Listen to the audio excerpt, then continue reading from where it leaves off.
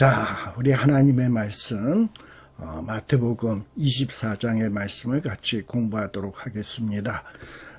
마태복음 우리 24장 14절까지 살피었던 것으로 기억하고 있습니다. 마태복음 24장 14절이 무엇이었죠? 이 천국 복음이 모든 민족 그리고 온 세상에 증거될 때에 비로소 정말 끝이 온다 라는 말씀이었습니다. 우리가 이 마태복음을 공부할 때 꼭 여러분들이 명심해야 될 것이 있습니다. 우리가 어떤 성경을 읽을 때는 저자가 어떤 독자에게 의도하고 있는 것이 있어요.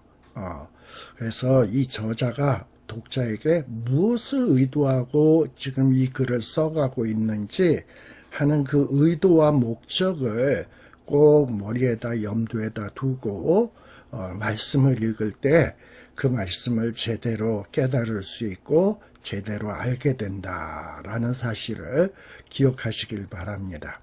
그렇다면 마태복음은 어떤 책이냐? 특별히 마태복음은 누구에게 쓴 책이냐?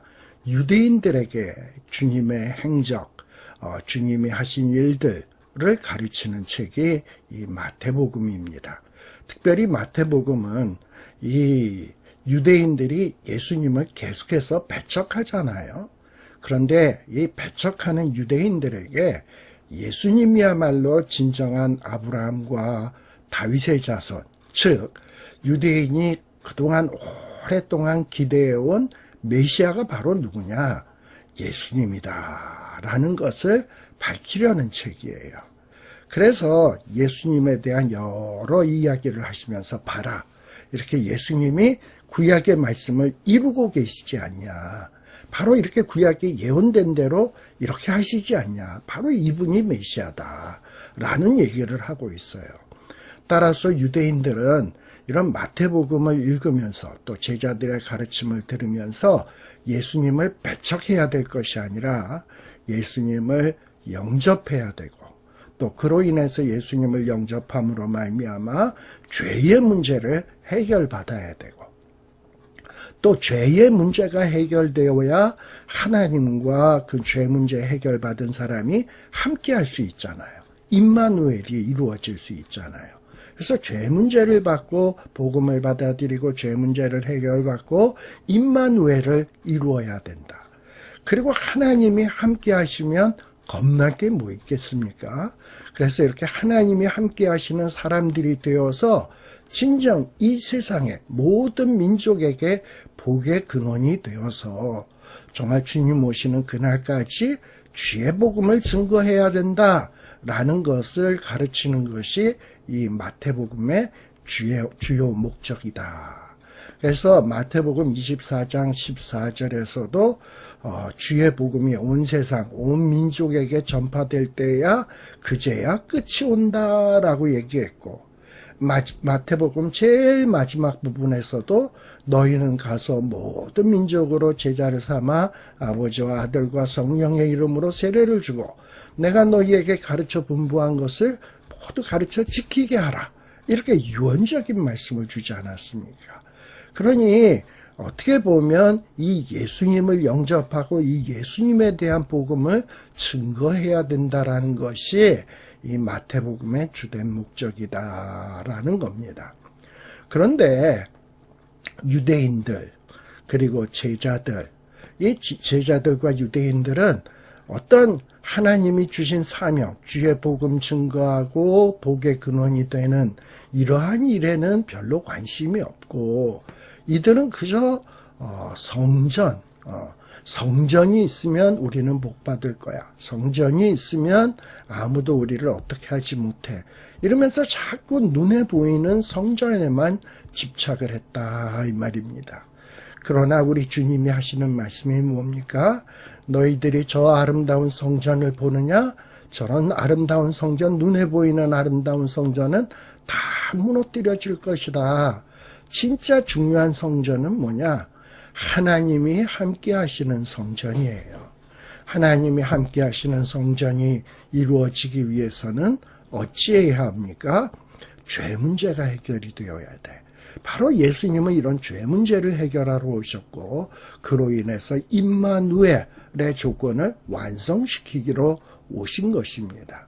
그래서 우리 예수님께서는 겉으로 보기에는 아름답지만 속으로 추악한 것으로 가득한 눈에 보이는 성전은 허무실 것이다. 그리고 주님께서는 본인이 십자가에서 피 흘려 죽으심으로 죄 문제를 해결하시고 새로운 임마누엘의 성전을 이루실 것을 말씀하십니다. 바로 제자들은 이러한 임마누엘의 공동체의 확산을 위해서 주의 복음의 핵심이 뭡니까? 십자가로 죄 문제 해결받아야 된다는 거예요. 이 복음을 땅끝까지 증거해야 돼. 이것이 중요한 거예요. 그런데 이 제자들이 주의 복음을 증거할 때 만만치가 않죠. 많은 어려움이 있을 거예요. 어떤 주의 복음을 증거하는 것을 방해하기 위해서 미혹하는 일도 있을 것이고 곳곳에 난리도 일어날 것이고 전쟁도 있을 것이고 기근, 지진, 또 성도들이 정말 극심한 환난에 넘겨지는 일도 있을 것이고 죽임도 당할 것이고 또 주의 복음을 증거하는 자들, 하나님의 백성들, 그리스도인들이 많은 미움도 받을 것이고 배신도 당할 것이고 불법이 성하여질 것이고 세상은 점점 더 사랑이 식어질 것이다. 그렇다고 낙심하지 말고 절망하지 말고 그럴수록에 복음 전파의 사명을 절감하며 끝까지 견디며 맡은 바 사명을 감당해라. 바로 이런 것을 가르치는 책이 어떻게 보면 마태복음이다. 그래서 복음이 온 민족, 온 세상에 전파될 때에 끝이 온다라는 거예요. 사실 주님이 승천하신 후에 제자들은 마가의 다락방에서 오순절 성령의 충만함을 받고 그 다음서부터는 용기백배하게 나아가서 주의 복음을 증거하기 시작했습니다.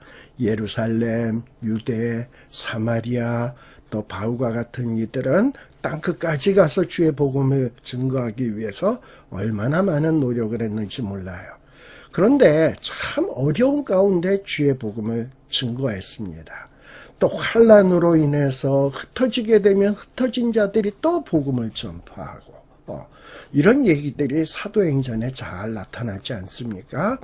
그래서 지금 이 마태복음 24장에서 정말 말세에 대해서 가르치는 내용들이 나오는데 중요한 것은 이 마태복음 24장에서 가르치려고 하는 가장 핵심적인 내용, 이건 마태복음 24장뿐만 아니라 마태복음 전체를 통해서 가르치려고 하는 가장 중요한 메시지예요.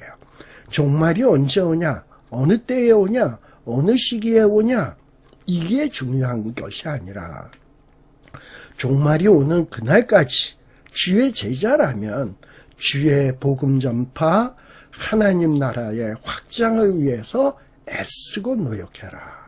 거기에다가 마음을 기울여라 하는 것이 바로 이 마태복음 24장에서 우리들이 꼭 마음에다 두고 살펴야 되는 내용이다라는 것을 말씀드립니다. 자, 그러면 15절의 말씀이 봅시다. 너희가 선지자 다니엘의 말한 바 멸망에 가증한 것이 거룩한 곳에 서는 것을 보거든 그리고 읽는 자는 깨달을진저 하고 나와 있어요. 요 마태복음 24장 15절의 말씀은 그러므로 뭐 이러고 어쩌고 저쩌고 나오는 이 말씀은 무엇을 염두에다 두고 한 말씀이냐? 마태복음 24장 2절 3절을 두고 염두에다 두고 하신 말씀이다라는 것을 여러분들이 생각할 필요가 있습니다. 잠깐 한번 볼까요? 마태복음 24장 2절과 3절에 어떤 말씀이 있었습니까? 너희가 이 모든 것을 보지 못하느냐? 우리말 성경에는 이 모든 것을 보지 못하느냐 하고 되어 있는데, 이거는 어떻게 보면 부정의문문이에요.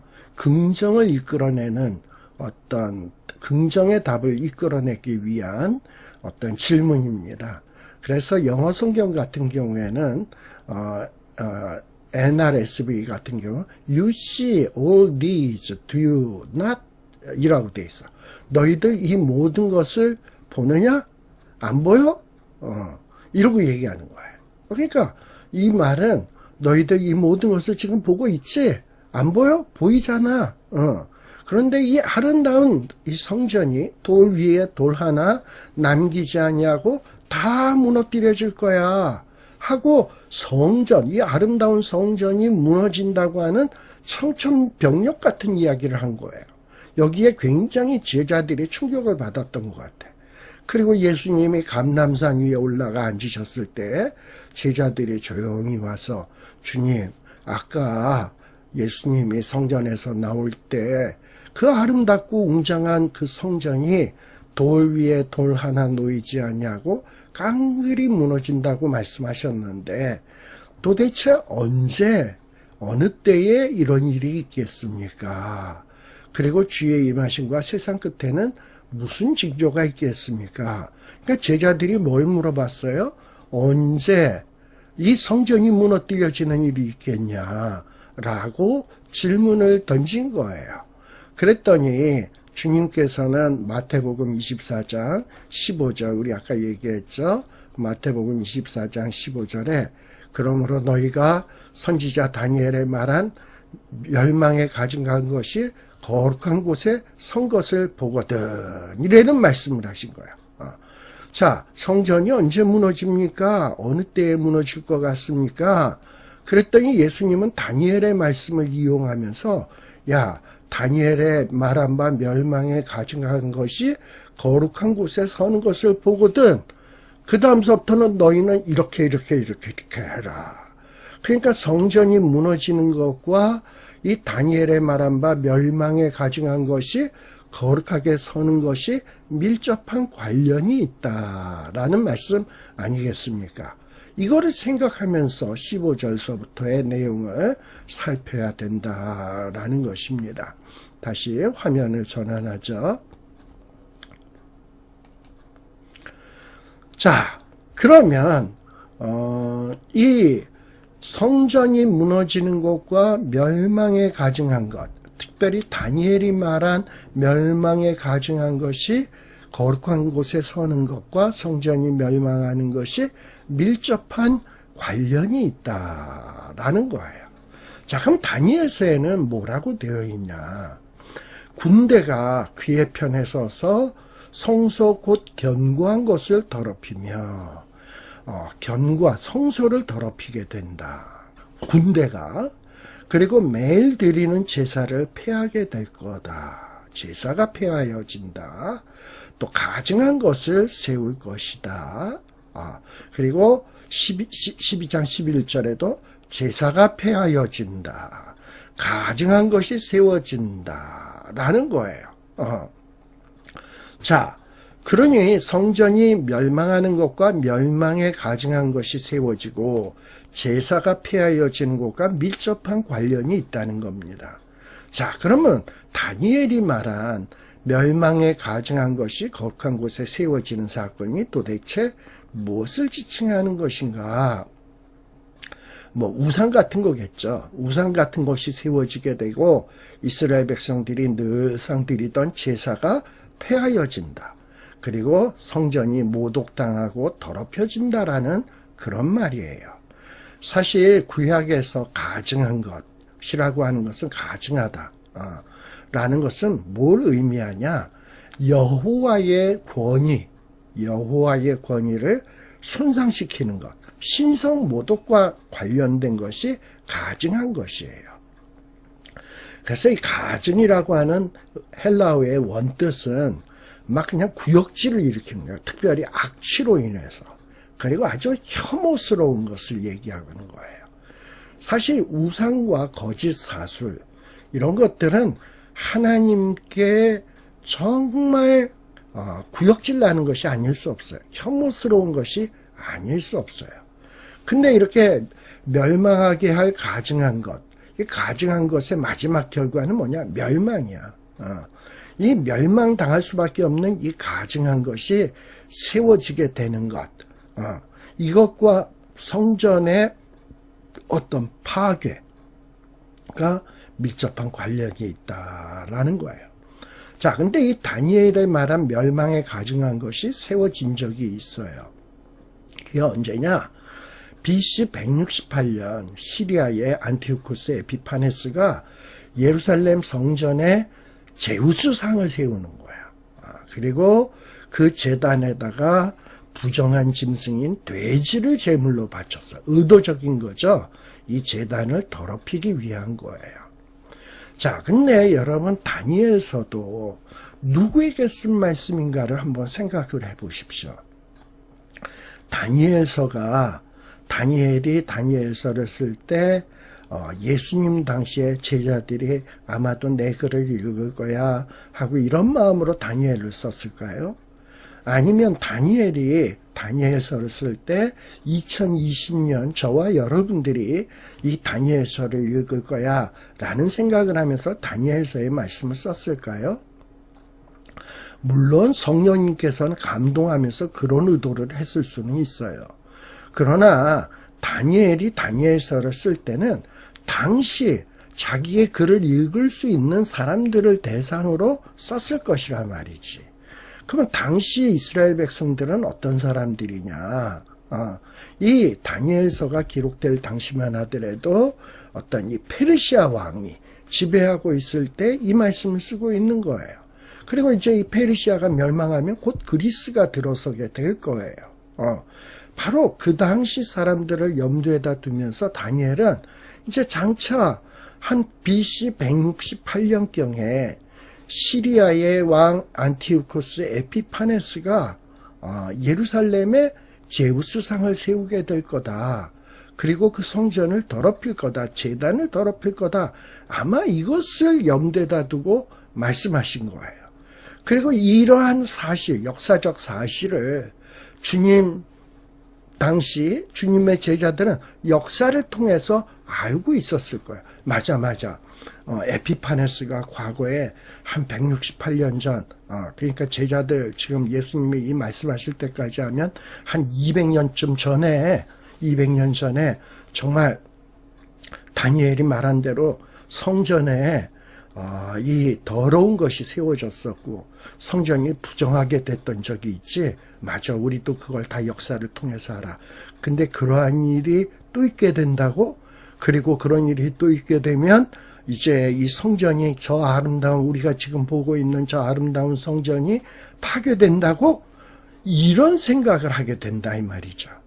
바로 예수님께서는 다니엘이 예언한 대로 안티오코스 에피파네스 BC 200년 전에 예수님 말씀하실 당시로부터 한 200년 전에 예루살렘에 더러운 것이 세워지고 제단이 더럽혀졌던 것처럼 그러한 일이 또 있게 될 것인데, 그때에는 지금 너와 너희 제자들과 예수님이 지금 보고 있는 저 아름다운 성전이 어떻게 된다?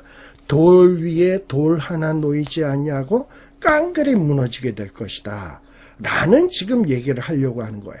그리고 그런 일이 발생될 때에는 너희들이 어떻게 해야 되냐? 16절에서부터 나오는 얘기예요. 산으로 도망을 가야 된다. 뭐 집에다 놓고 나온 것이 있으면 가지러 가서는 안 된다. 뭐 이런 얘기를 쭉 하고 있는 거예요. 자, 아니나 다를까 이제 예수님이 공생애를 마치고 승천하신 때가 언제입니까? AD 33년.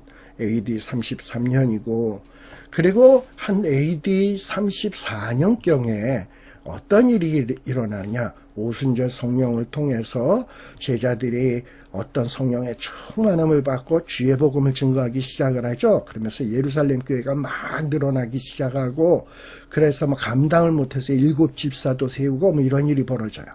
그러다가 한 AD 34년경에 스데반 집사님이 돌에 맞아 순교하는 일이 발생이 돼요. 스데반 집사님은 한 AD 65년경에 태어났어요. 예수님보다 한 5살 정도 어리지 않나 하는 생각이 듭니다.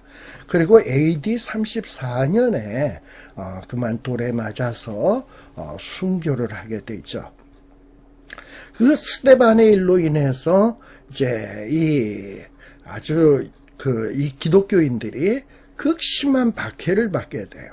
그래서 예루살렘으로부터 흩어지게 됩니다. 막 그 부흥하던 그 교회가 흩어지게 돼요.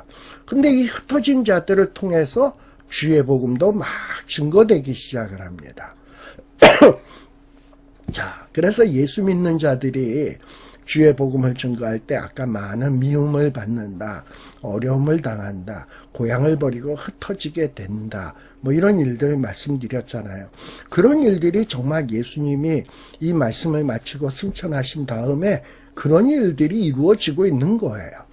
그리고 또 AD 39년에 또 어떤 일이 벌어졌냐. 제가 지난번에 말씀드렸지만 이 갈리굴라라고 하는 황제가, 로마의 황제가 어떤 자기의 신상을 만들어 놓고 내가 하나님이다 하면서 사람들에게 그 신상 앞에 절을 하는 것을 강요했다 그랬죠. 바로 이런 일이 또 벌어지기 시작을 한 거예요. 그리고 AD 68년에 우리 AD 68년에 이때서부터 어떤 일이 벌어졌냐. 로마가 예루살렘을 공격하기 시작을 했다 그랬죠. 여러분들 베스파니아누스가 이 로마를 3차에 걸쳐서 예루살렘을 3차에 걸쳐서 공격을 하게 된다라는 거예요. 그때 뭡니까?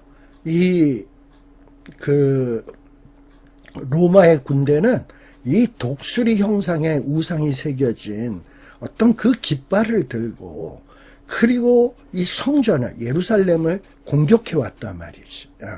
그리고 그 깃발에도 우상들이 그려져 있고 이러면서 막 이 예루살렘을 공격해 왔어요. 그리고 또 예루살렘 성 안에서는 어떤 일이 벌어졌냐. 어떤 로마에 의해서 반란을 일으킨 반란군들이 예루살렘을 장악을 하고 그리고 예루살렘에 안에 있는 거민들을 아주 그냥 힘으로 무력으로 막 통치를 하려고 그랬어요. 뭔가 로마와 평화하자 그러면 잡아 죽이고 막 이런 일들을 벌였다 이 말이죠. 심지어는 제사장들도 지멋대로 갈아치우고 하는 이런 일들이 벌어졌습니다. 그래서 이 성전에 제사장들을 막 멋대로 갈아치고 멋대로 예배드리는 이런 어떤 성전 제사가 모독당하는 이런 일들이 생겨나게 되었습니다. 바로 이런 모습이 마치 뭐와 비슷하냐. 어떤 다니엘이 예언했던 대로 시리아의 안티오코스 에피파네스가 쳐들어올 때의 모습, 또 로마가 쳐들어올 때의 모습, 뭔가 묘하게 오버랩되면서 비슷한 모습을 나타내고 있는 거예요. 그런데 이런 비슷한 모습이 나타날 때가 뭐다? 이제 이 아름다운 성전이 깡그리 무너지게 될 것이다 라는 것을 지금 요 24장 15절에서 암시하고 있는 것이다 라는 것을 여러분들이 기억할 필요가 있습니다. 제가 아까 말씀드렸지만 그 갈리굴라는 AD 37년에서부터 41년까지 그의 상과 길을 이 성전에다가 세우려고 했던 계획, 이런 것과 연관이 있지 않나라는 거예요. 그리고 또 이런 예루살렘을 쳐들어온 어떤 황제나 장군들의 가슴에는 이 은이나 청동으로 된 한 마리의 독수리가 새겨져 있었다라는 거예요. 제가 한 며칠 전에 넷플릭스에서 이 바바리안이라고 하는 어떤 넷플릭스에서 하는 그 시리즈물 어떤 영화를 좀 봤어요. 지금 시즌 1 한 6까지 나왔는데 에피소드 하나가 한 30분 정도 되더라고요. 그렇게 해가지고 한 6까지 나오는 거를 쭉 봤어요. 내용은 뭐냐? 이 로마가 저먼, 독일, 게르만 민족, 이 바바리안들을 점령해 가는 과정, 그리고 바바리안들이 거기에 대해서 항거하는 이런 모습들이 그려진 어떤 이 역사물 드라마입니다. 근데 거기에 어떤 내용이 나오냐? 이 로마의 군대가 이 게르만 민족의 각각의 부족들을 굴복시킬 때 어떤 것들을 강요하냐? 이 독수리 우상을 탁 내밀면서 이 앞에 절을 해라. 이 앞에 키스를 해라. 어떤 이 앞에 충성을 맹세해라. 막 이런 걸 강요를 하는 거예요. 근데 그걸 거부했을 때는 가차없이 죽이는 거죠. 막 이런 일들을 했다 이 말이죠. 그래서 독수리 앞에 절을 해라. 그 앞에 경의를 표해라. 뭐 이러는 거예요. 이렇게 예루살렘을 회파했던 이 베스파니아누스의 아들이었던 티투스가 로마의 군기, 거기에는 독수리가 새겨져 있어요. 그래서 그거를 예루살렘 동편문 쪽에다가 세우고 거기에다가 경의를 표했다고 이야기를 합니다. 어떻게 보면 안티오쿠스 에피파네스 때 일과 비슷한 일이죠.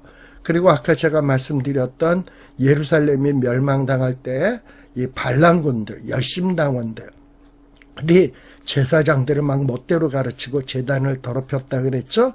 바로 이런 이들과도 연관이 있지 않을까. 근데 지금 예수님이 이 예루살렘 성전이 너희들이 언제 무너질지에 대해서 궁금해? 너 다니엘이 말한 거를 기억하지 않니?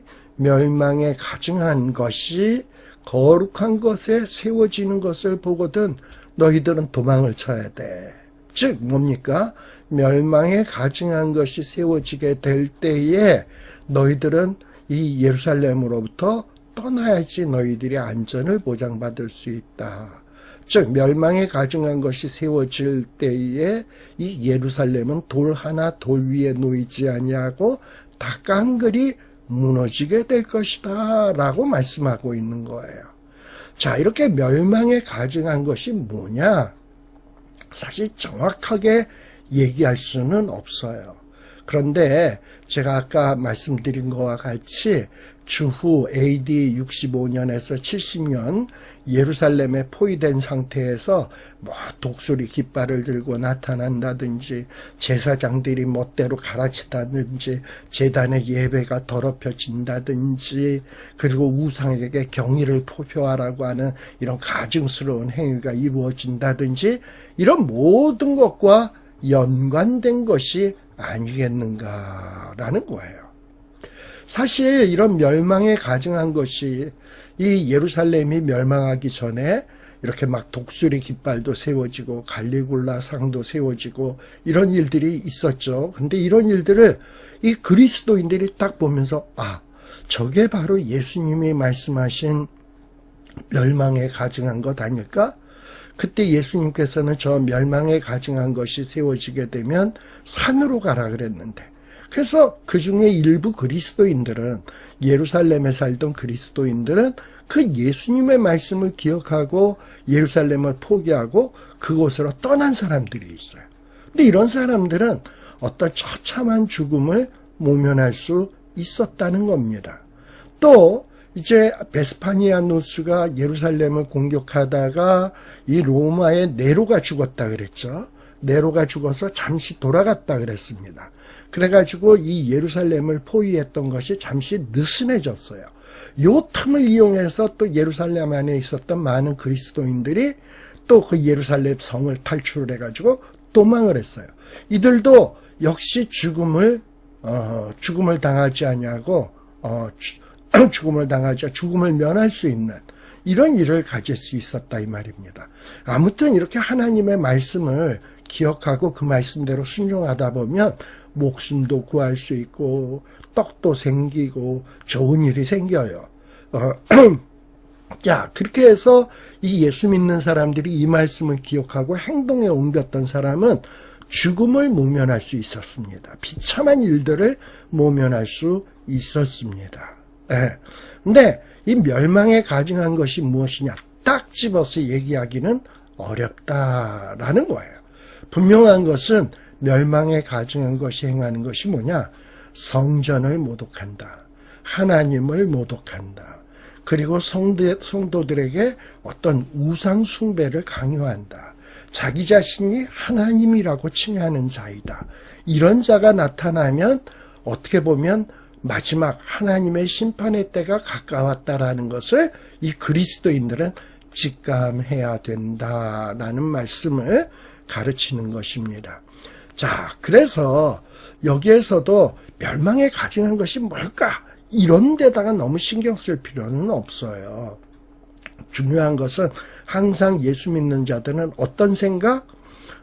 마지막은 언제 오느냐? 멸망에 가증한 자가 언제 탁 일어나서 어떤 자가 나타나느냐? 거기에 관심 들 것이 아니라 멸망에 가증한 것은 온 세상, 온 민족에게 주의 복음이 증거되어야 그제야 끝이 온다라는 이 사실을 기억하시면 돼요.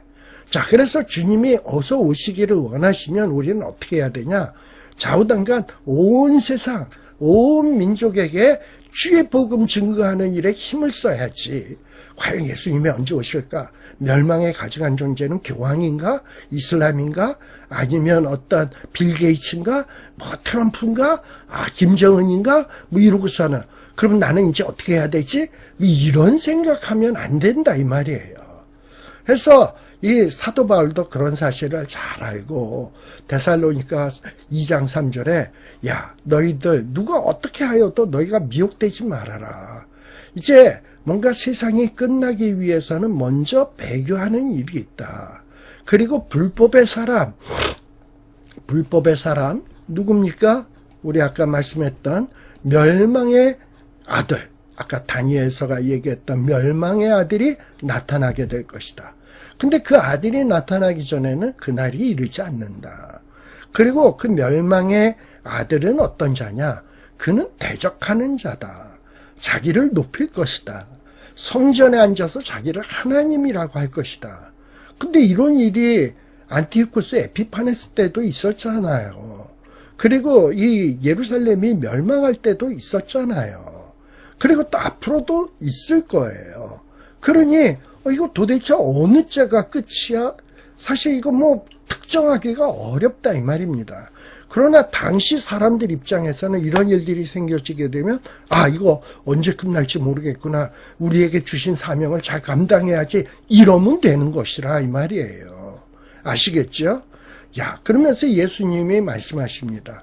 내가 너희와 함께 있을 때 이런 일에 대해서 너희에게 말한 것을 기억하지 못하느냐. 그러면서 지금 그로하여금 그의 때에 나타나게 하려 하여 막는 것이 있는 것을 아나니.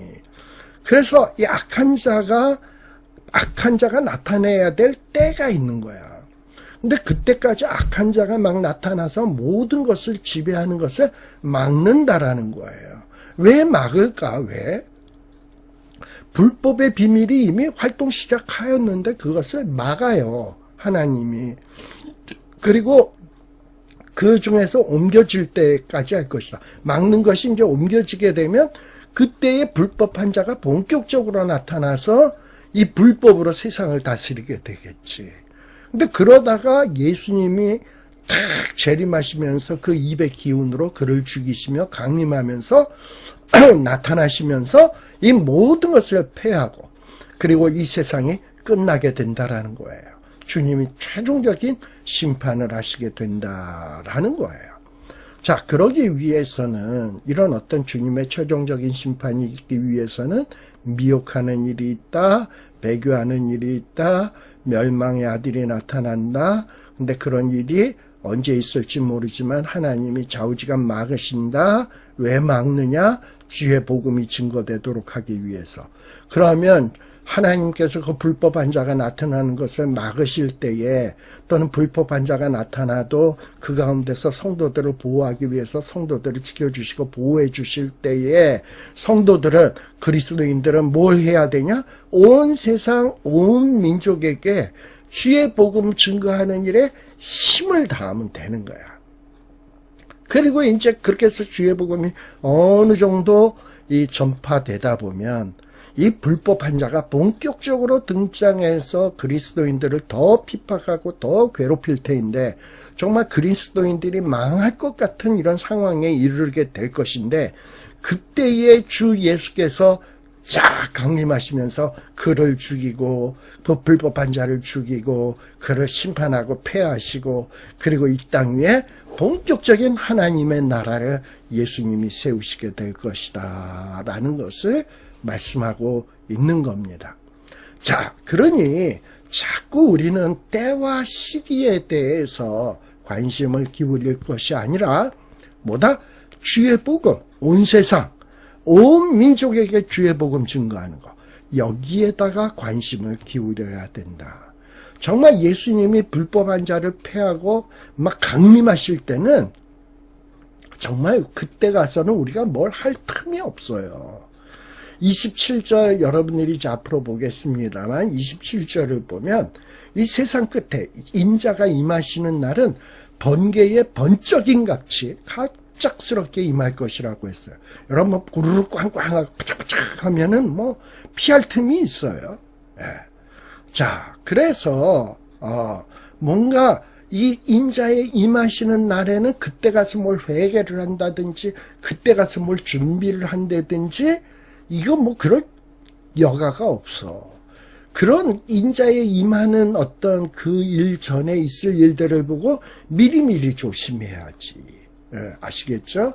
그래서 막상 세상 끝에 이르게 되면 그때는 도망갈 겨를도 없고 후회하고 자기의 행동을 발을 잡을 겨를도 없다라는 사실을 꼭 명심하셔야 된다라는 것을 말씀을 드립니다. 자, 이렇게 주님이 임하실 때는 어떤 일이 이루어지겠는가 하는 거예요. 자,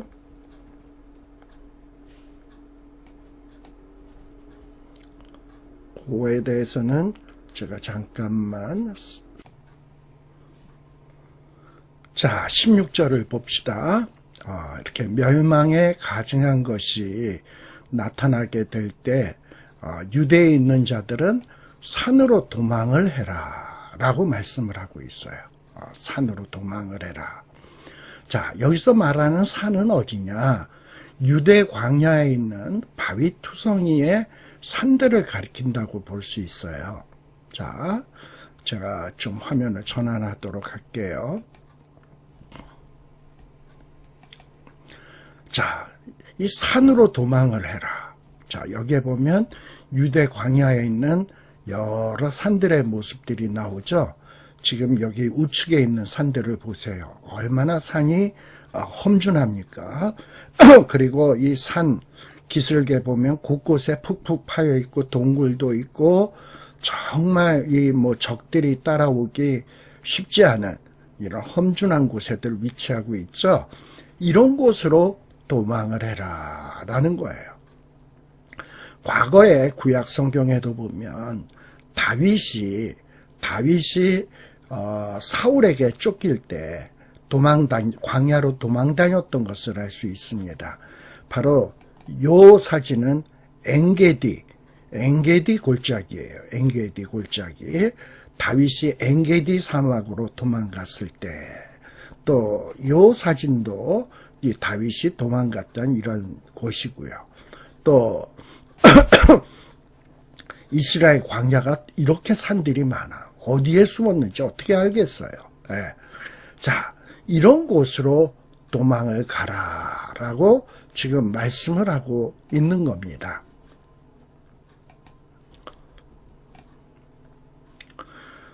자, 그래서 이렇게 이 산에는, 유대 광야에는 정말 험준하게 되어 있고 동굴들이 많이 있어서 정말 은신하기 너무 쉽다 이 말이죠. 그래서 핍박자들이 찾기 어려운 은시처들로 도망을 가서 숨어라. 그리고 예수님은 예루살렘 성전의 멸망의 때가 되었을 때 제자들에게 피하여 숨으라 라고 말씀을 하고 있어요. 그리고 또 뿐만 아니라 이렇게 예루살렘이 멸망하게 될 때는 어떻게 해라? 지붕 위에 있는 자는 집 안에 있는 물건들을 가지러 내려가지 말하라 라는 거예요. 이 팔레스틴의 가옥은 지붕이 평평해요. 평평한 구조를 갖고 있는데 그곳에서 곡식을 말리기도 하고 또 때로는 그곳이 바람이 잘 통하기 때문에 저녁에 그곳에 올라가서 쉬기도 하고 그랬어요. 근데 중요한 것은 이 지붕에 이중 통로가 있습니다. 이 집 내부로 통하는 통로가 있고 또 옥상으로부터 바깥으로 그냥 도망갈 수 있는, 바깥으로 나아갈 수 있는 외부 통로도 있어. 그런데 어떤 핍박자들이 집 안으로 막 쳐들어오게 될 때, 옥상에 있을 때, 내가 집 안에 중요한 것이 있는데 그걸 가지러 집 안으로 내려가지 말고 외부 통로를 이용해서 빨리 도망가라라는 거예요. 물건 가지러 집 안에 들어갔다는 딱 잡혀. 그냥 급하게 도망을 가야 된다라는 거예요. 정말 이렇게 도망갈 때는 시간적 여유도 없다라는 얘기입니다. 또 밭에 있는 자는 18절에 보면 겉옷을 가지러 뒤로 돌이키지 말지어다. 이스라엘 백성들의 이 겉옷은 이거 굉장히 값어치가 있는 거예요. 그래서 때로는 빚을 못 갚을 때는 겉옷을 저당 잡기도 하죠. 그래서 이 겉옷이 아까워가지고 내가 도망갈 때 저 겉옷은 가지고 가야 돼 하고 겉옷 가지러 갔다가는 딱 잡히기 십상이다. 그러니 빨리 도망을 가야 된다. 이런 어떤 예루살렘이 멸망할 때는 정말 급박하다. 시간적 여유가 없다. 그냥 도망을 가라. 라고 예수님이 이야기하고 있는 겁니다. 아주 시간의 급박성을 이야기하고 있는 거죠. 또 그날에는 또 어떻다? 19절에 이 예루살렘이 멸망하는 그날에는 아이벤 자들과 젖먹이는 자들에게 화가 있으리로다 라고 얘기하는 거예요. 왜 아이벤 자들, 아이에게 젖먹이는 자들에게 화가 있다고 얘기하느냐? 아이벤 자, 아이에게 젖먹이는 자들은 여자들입니다. 남자들보다 느리고 연약하죠. 정말 도망하고 피난하기에 여러 가지 남자들보다 불리한 조건들이 많죠. 거기에다가 젖먹이 아이까지 딸려있다. 배까지 불러있다. 그러면 얼마나 정말 피난 가기가 힘들겠습니까? 그래서 실제로 이스라엘 역사를 보다 보면 아이벤 자들 또 젖먹이 엄마들이 이 적들의 공격을 당해서 정말 비참하게 죽임당하는 일들이 비일비재하게 많이 있었습니다. 또 그뿐만 아니라 어린아이들은 인간 취급을 받지 못했어요. 그래서 쉽게 죽임의 대상이 되었다라는 거예요. 또 마태복음 24장 20절에 보면 또 예수님은 뭐라고 말씀하시냐. 너희들이 도망하는 일이 발생했을 때 그때가 겨울이나 안식일이 되지 않도록 기도를 해라 라는 거예요. 이 겨울이나 안식일이 되지 않도록 기도해라 라는 것은 뭐냐. 이 팔레스틴에서 겨울은 비가 많이 내리는 우기예요. 그러다 보면 땅이 아주 질어가지고 진흙탕이 돼가지고 말을 타고 도망하기도 어렵고 수레를 끌고 가기도 힘들어요. 정말 이 겨울에는 이동하기가 참 힘이 들단 말이야.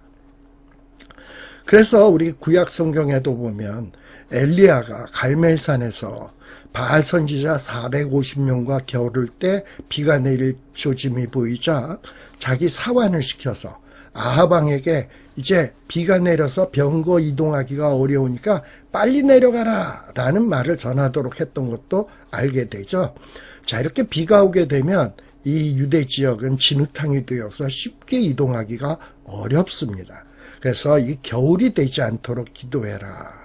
또 안식일이 되지 않도록 기도하라고 했는데 유대인들은, 이스라엘 사람들은 안식일에 1000야드면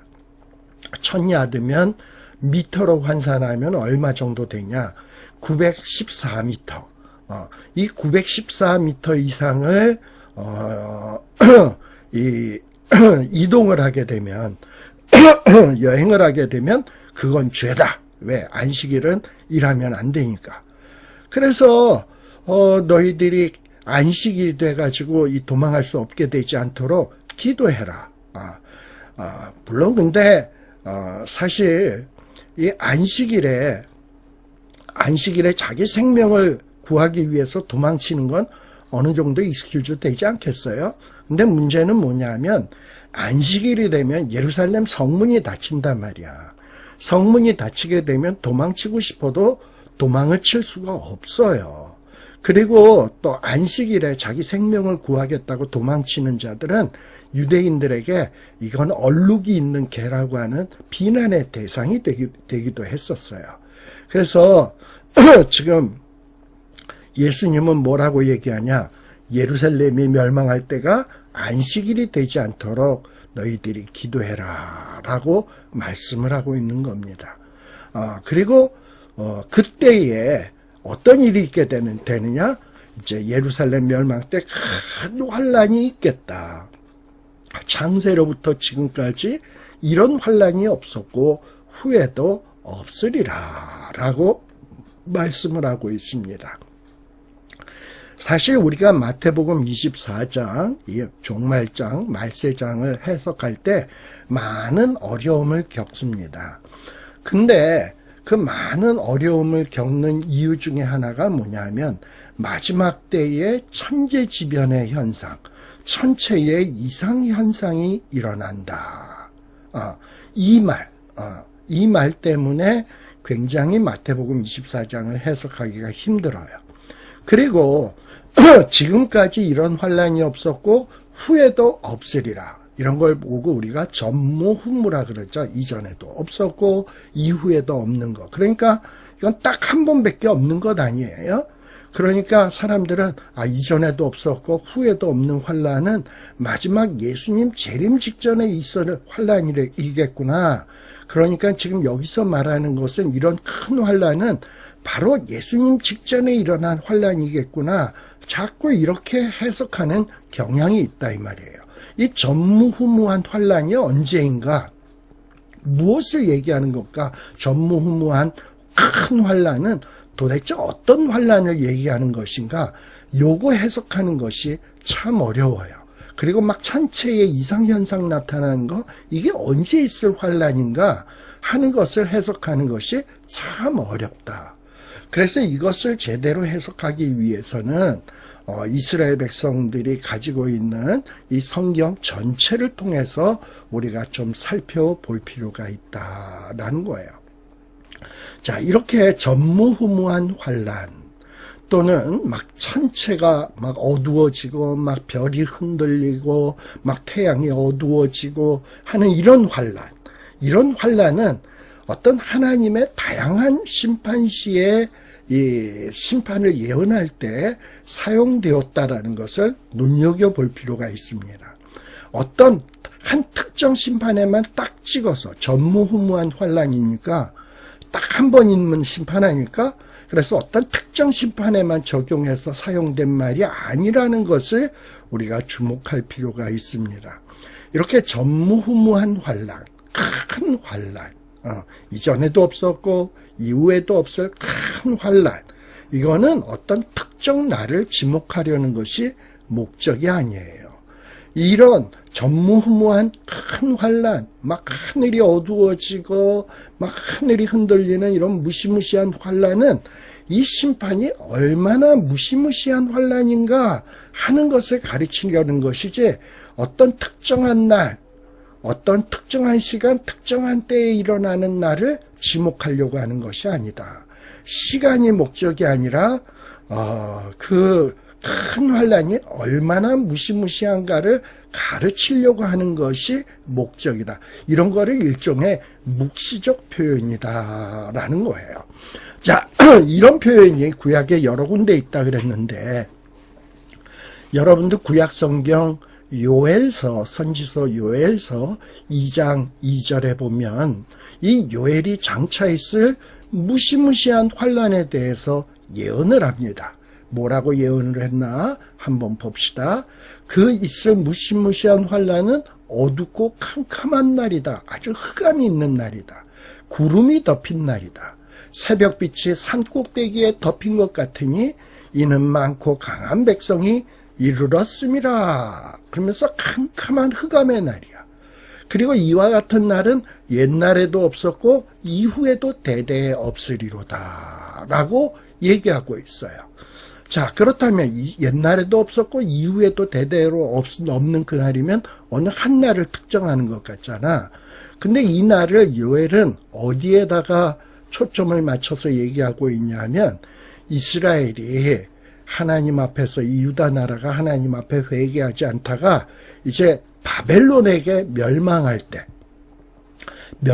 때를 염두에다 두고 예언한 말씀이에요. 바벨론에게 멸망할 때가 어둡고 캄캄한 날이 될 것이다. 짙은 구름이 덮인 날이 될 것이다. 그리고 강한 백성들이 이 땅에 이르르게 될 것이다. 이와 같은 날은 옛날에도 없었고 이후에 대대에도 없으리로다. 이거를 바벨론 멸망할 때 사용을 한 거예요. 자, 또 요엘서 2장 10절에도 보게 되면 이런 바벨론에게 멸망할 때 어떤 일들이 벌어지냐? 땅이 진동한다. 하늘이 떤다. 해와 달이 캄캄하다. 별들이 빛을 거둔다. 라고 얘기하고 있어요. 마치 마태복음 24장에서 언급되는 날하고도 비슷하죠. 자, 근데 마태복음은 장차 있을 날을 언급하는 거잖아. 그런데 요엘은 이 날을 언제를 염두에다 둔다? 바벨론에게 멸망할 때를 염두에다 두고 하는 말씀이에요. 바벨론에게 멸망할 때 땅이 진동한다, 하늘이 떤다, 해와 달이 캄캄하다, 별들이 빛을 거둔다. 그러니 이런 전무후무한 환란은 바벨론에도 적용이 되고 바벨론에게 멸망할 때도 적용이 되었고 또 지금 예수님이 말하다시피 예루살렘이 멸망할 때도 적용될 수 있는 것이고 또 언제도 적용될 수 있다. 마지막 주님 재림 전에 무시무시한 환란이 있을 때도 있을 것이다. 그럼 왜 전무후무한 날이라고 했냐? 이전에도 없었고 이후에도 없다고 얘기했냐? 그만큼 무시무시하고 두려운 날이라는 것을 얘기하는 표현이지 전무후무한 날이니까 이건 딱 한 날밖에 없다라는 표현이 아니라는 거예요. 자, 아모스서에서도 이런 말씀이 나오는데 아모스서 8장 9절에서부터 10절에 보면 주 여호와의 말씀이라 그날에 내가 해를 대낮에 지게 하며 백주의 땅을 캄캄케 하며 너희의 절기를 애통으로 너희의 모든 노래를 애곡으로 변하게 하며 모든 사람에게 굵은 배로 허리를 동이게 하며 모든 머리를 대머리 되게 하며 독자의 죽음으로 말미암아 애통하듯 하게 하며 결국은 곤고한 날과 같게 하리라. 여러분들 아모스는 유다 나라의 드과의 목자였어요. 근데 아모스는 어디에 가서 말씀을 증거했냐? 북이스라엘에 가서 말씀을 증거했습니다. 그러니 아모스서 8장 9절에서부터 10절에 나오는 이 말씀은 누구에게 하는 말씀입니까? 북이스라엘 사람들에게 하는 말씀이야. 그러니까 이 북이스라엘 사람들이 장차 받을 심판에 대해서 말씀하고 있는 거예요. 그래서 지금 이제 해가 막 그냥 지고 백주의 땅이 캄캄해지고 막 이런 무시무시한 곤고한 날이 오게 되는데 이 날은 언제냐? 북이스라엘이 멸망할 때를 묘사하고 있는 거란 말이죠. 그러니까 북이스라엘이 멸망할 때 해가 진다.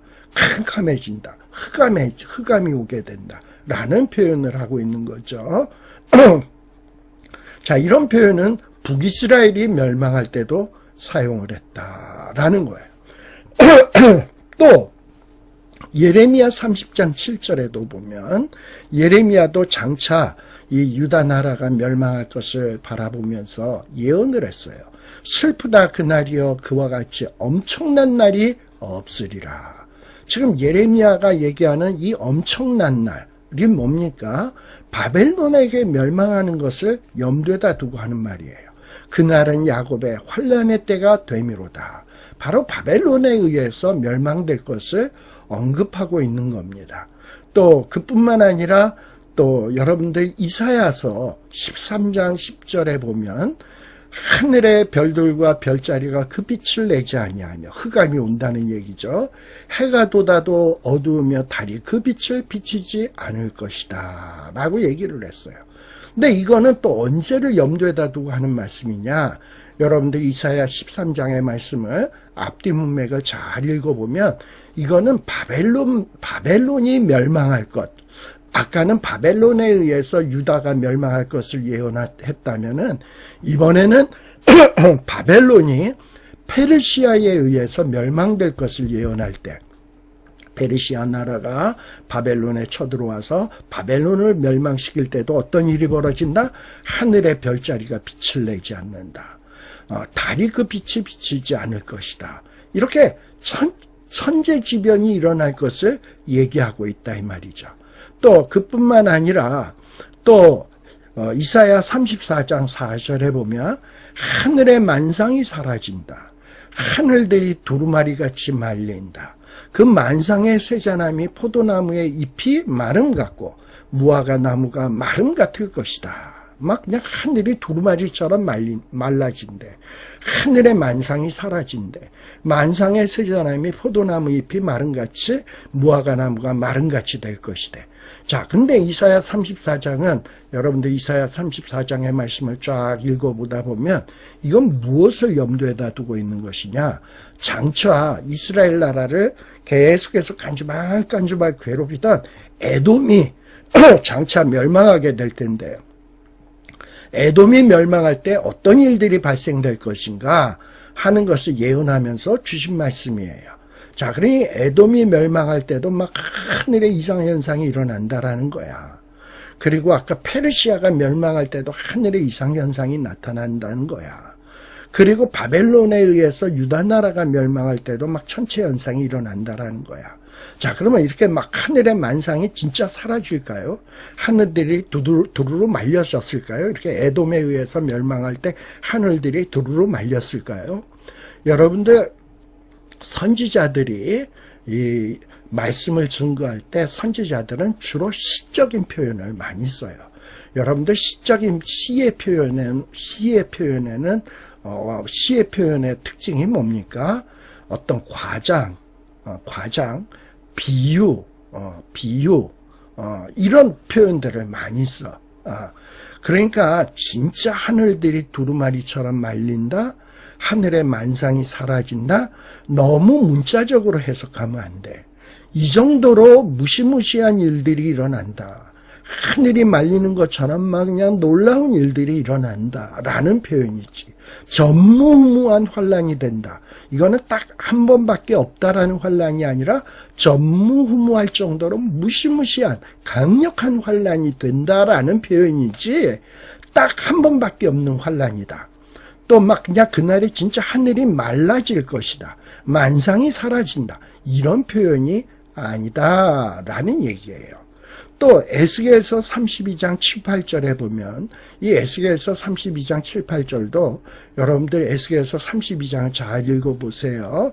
에스겔서 32장을 보게 되면 이거는 장차 애굽이 어떻게 멸망할 것인가 하는 것을 에스겔이 예언하고 있는 거예요. 애굽, 내가 너를 할 때 너는 누구냐면 애굽이에요. 애굽이 멸망할 때 어떤 일이 벌어지냐? 너를 불끄듯 할 때 하늘을 가리어 별을 어둡게 하며 해를 구름으로 가리며 달이 빛을 내지 못하게 할 것이다. 이렇게 막 흑암이 올 정도로 무시무시한 환란의 날이 된다라는 거예요. 하늘의 모든 밝은 빛을 내가 내 위에 어둡게 하여 어둠을 내 땅에 베풀리로다. 여호와의 말씀이라 라고 장차 애굽이 멸망할 것을 얘기하면서 이런 천체지변이 일어날 것을 예언하고 있어요. 사실 이와 같은 일은 출애굽 당시에도 있지 않았습니까? 흑암의 어떤 재앙 같은 거 이런 일들이 발생을 했다라는 얘기입니다. 자, 그러면서 이렇게 애굽, 에돔, 또 뭐 이스라엘, 유대 나라 이런 여러 나라가 멸망할 때도 천체지변이 막 하늘이 막 어두워진다. 막 별들이 흔들린다. 흑암이 온다. 이런 날은 전무후무한 날이다. 큰 환란의 날이다. 라고 묘사를 하고 있다 이 말이야. 이렇게 이방 나라들과 여러 제국들의 몰락을 묘사할 때도 이런 묵시적인 언어가 사용이 되었다면 하나님의 택하신 민족, 그리고 하나님을 섬기는 신앙의 중심지인 성전 파멸을 묘사할 때 이런 묵시적 언어가 사용되는 것은 너무나도 자연스럽다. 그러니 너무 문자적으로 메워서 막 하늘이 말라진다, 별들이 어두워진다, 흑암이 온다. 물론 그 비슷한 현상이 있을 거예요. 근데 그거를 문자 그대로 해석을 하면 안 돼. 그만큼 무시무시한 날이라는 거야. 그리고 이 날은 전무후무한 날이다 라고 얘기했으니까 어떤 이례적인 날이다 요렇게만 생각을 하면 안 돼. 전무후무할 정도로 엄청난 날이 될 것이다 라고 얘기하는 묵시적 표현이다 라는 거예요. 그래서 이런 묵시적 표현들을 반드시 세상 끝날만을 묘사하는 것이다 라고 볼 필요는 없어요. 이전에 있었던 바벨론의 멸망, 애굽의 멸망, 에돔의 멸망, 그리고 뭐 이런 예루살렘의 멸망, 이런 모든 표현에, 그리고 장차 있을 심판, 이런데 모두에다가 사용할 수 있는 묵시적 표현이다. 물론 이런 표현은 이런 묵시적 표현인데 제가 이전에도 얘기했습니다만 선지자들은 어떤 미래를 예언할 때 한 사건만 보고 예언하는 것이 아니라 그 한 사건 그 다음에 그와 비슷한 또 다른 사건, 또 다른 무시무시한 사건, 이거를 막 겹쳐서 본다 그랬죠. 그래서 막 이중적, 삼중적이라 그랬어요. 어떻게 보면 요엘이나 에스겔이나 뭐 예레미야가 보는 어떤 예언의 환상들은 물론 예루살렘이 멸망할 것, 바벨론에 의해서, 더 나아가서는 이제 예수님이 승천한 이후에 있을 예루살렘의 멸망, 그리고 마지막에 재림 전에 있을 마지막에 무시무시한 심판의 날을 겹쳐서 본다라고 얘기할 수 있어요. 그래서 1차적으로는 바벨론의 멸망, 바벨론에 의해서 유다의 멸망, 2차적으로는 로마에 의해서 예루살렘의 멸망, 그리고 마지막에는 예수님에 의해서 이 세상의 심판, 이런 거를 한꺼번에 본다라고도 얘기할 수 있는 것입니다. 네. 자, 그래서 지금 거듭 반복합니다만 이런 어떤 표현, 하늘의 천체지변이 일어날 것이다. 전무후무한 날이 될 것이다. 큰 환란이다. 자고 이래로 없었던 날이다. 이거는 어떤 특정 날, 어느 때, 어느 시를 지목하려고 하는 것이 아니라 주님이 이 땅을 심판하실 때 그때가 바벨론 심판이든 또 예수님을 배척했던 이 유대의 백성과 예루살렘의 심판이든 마지막에 주님을 배척한 사람들을 심판하시는 최종적인 최후의 심판이든 그 심판의 날이 얼마나 엄청나고 무시무시한가 하는 것을 가르치려고 하는 것이다. 그걸 묘사하는 것이다 라는 거예요. 자, 그럼 이런 표현을 하는 목적이 무엇이겠습니까? 이런 무시무시한 엄청난 심판이 일어나기 전에 너희들은 뭘 해야 되냐? 회개를 해야 된다. 이 회개가 목적이지 어떤 날의 시기와 때를 특정하는 것이 목적이 아니다. 우리 아까 그래서 요엘서 말씀 살폈잖아요. 그래서 이 요엘서 2장 10절, 17절 말씀을 살폈는데 요엘서 2장 12절에 어떤 말씀이 나오냐. 자, 이렇게 하늘에 막 이상현상이 일어나고 어둡고 컴컴하고 자고 이래로 없을 큰 환란이 임하게 될 텐데 이런 때가 임하기 전에 여호와의 말씀에 너희는 언제? 이제라도 금식하고 울며 애통하며 마음을 다하여 내게로 돌아와라. 뭐 하라는 얘기예요? 회개하라는 얘기예요. 그리고 13절에도 뭐라고 얘기하냐? 너희는 옷을 찢지 말고 마음을 찢고 너희 하나님 여호와께로 돌아올지어다. 이렇게 하나님께로 회개하면 그는 은혜로우시며 자비로우시며 노하기를 더디하시며 인애가 크시사 뜻을 돌이켜 재앙을 내리지 아니한다. 14절에도 혹시 마음과 뜻을 돌이키시고 그 뒤에 복을 내리사 너희 하나님 여호와께 소제와 전제를 드리게 하지 아니하실는지 누가 알겠느냐. 여러분, 소제와 전제가 뭡니까? 소제는 곡식으로 드리는 제사, 전제는 기름이나 포도주로 드리는 제사예요. 자, 이거는 농산물이 있을 때 소제와 전제를 드릴 수 있어요. 그런데 전쟁이 나거나 어려운 일들이 생기게 되면 농산물이 없다 보니까 소재와 전제를 드리고 싶어도 드릴 수 없어. 근데 하나님 앞에 회개하면 하나님이 다시금 풍년이 들게 하고 농산물 이런 것에 복을 내려서 풍성하게 곡식을 거둘 수 있게 해서 소재도 드릴 수 있고 전제도 드릴 수 있게 회복해 주시겠다라는 이런 말씀이에요. 즉 이렇게 무시무시한 심판을 예언을 하고 그 다음에 나오는 말을 주목해야 돼. 지금 하나님은 이 무시무시한 날이 언제다 라고 그 날을 특정을 해서 가르쳐주고 그때까지는 띵까띵까 시컷 즐기고 놀다가 그날 오기 하루 전에 1시간 전에 회개해라 이런 얘기가 아니야. 이 무시무시한 날은 언제 올지 몰라. 이 무시무시한 심판의 때와 시기는 사람들은 몰라. 그러니 언제 회개해야 된다? 이제라도 금식하고 애통하고 마음을 다하여 하나님께로 돌아오라는 거예요. 형식적인 회개하지 말고 옷을 찢지 말고 마음 찢지 말고 진심으로 여호와께 돌아오라는 거예요. 그리고 돌아오면 어떻게 된다? 하나님은 은혜로우시며 자비로우시며 노하기를 더디하셔서 재앙을 내리지 않을 것이다. 그러니 이런 어떤 묵시의 예언의 목적은 어떤 특정 날 특정 시간을 우리에게 가르쳐 주려고 하는 것이 아니라 이런 무시무시한 심판의 날이 있으니 그날이 언제일지는 모르지만 너희들이 이제라도 회개해서 그 심판의 날을 피하도록 해야 된다라는 얘기를 하고 있는 것입니다.